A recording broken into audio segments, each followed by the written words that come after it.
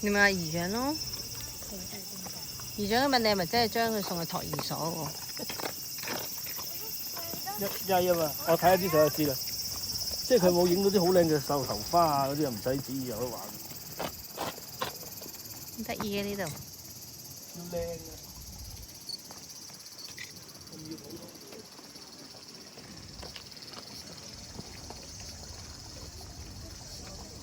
同埋咧，餐廳嚟嘅呢個富士大石啊，就係嗰間頭先睇過嗰間。我要啲小朋友咧要影到條靚嘅蚯蚓咧，我先會咩蚯蚓？加分。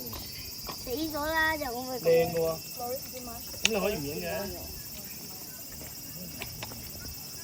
哇！好大個繡頭花。係